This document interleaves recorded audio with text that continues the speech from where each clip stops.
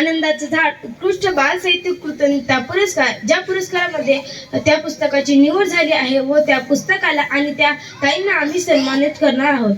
तर त्या पुस्तकाचं नाव आहे ऑस्ट्रेलियातील सोन्याचा शोध. याच्या लेखिका आहेत उर्मिला राघवेंद्र चाकूरकर. याचं प्रकाशन केलेलं आहे पैठणी प्रकाशन औरंगाबाद आणि याची किंमत आहे 60 रुपये व याची पृष्ठसंख्या आहे 38. बघा मित्रांनो, या पुस्तकाच्या मुखपृष्ठावर किती छान निसर्गाचं चित्र दिलेलं आहे आणि 2 मुली व 2 मुलाचे चित्र दिलेले आहे.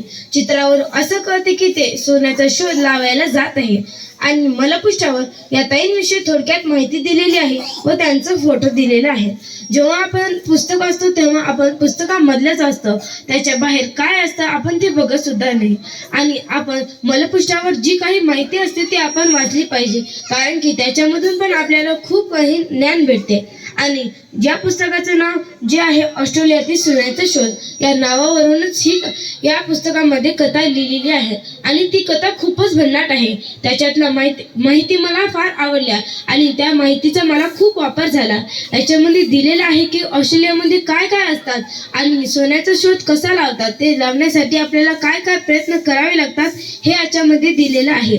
आणि मित्रांनो, आपल्याला सोपं वाटते की सोन्याचा शोध लावायला सोपं आहे, पण ते खूपच अवघड असतं, कारण की ते लावण्यासाठी आपल्याला खूप प्रयत्न करावे लागतात. आणि या पुस्तकातल्या माहिती व हे पुस्तक माझ्या मनाला भिडणारे आहेत. या पुस्तकामधून मी खूप काही शिकले.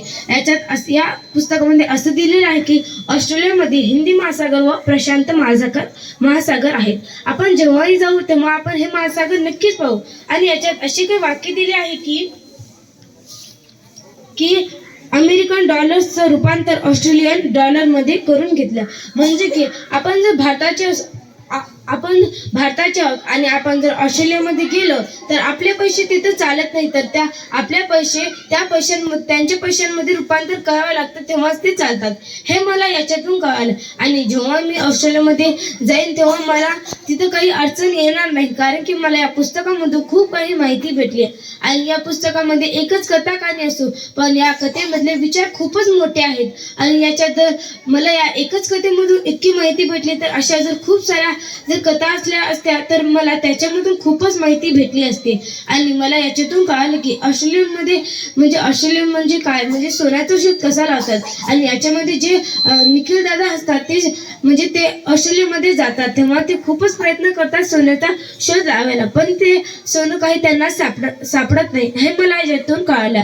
आणि आपण जर जेव्हाही सोन्याचा शोध लावायला जाऊ तेव्हा आपण हे पुस्तक नक्कीच वाचू, कारण की आपण पहिल्यांदा आपल्याला त्याच्याविषयी माहिती पाहिजे, कारण की आपण पहिल्यांदा आपल्याला जर माहिती असली तर आपण ते लावू शकतो. म्हणून तुम्ही हे पुस्तक नक्की वाचा.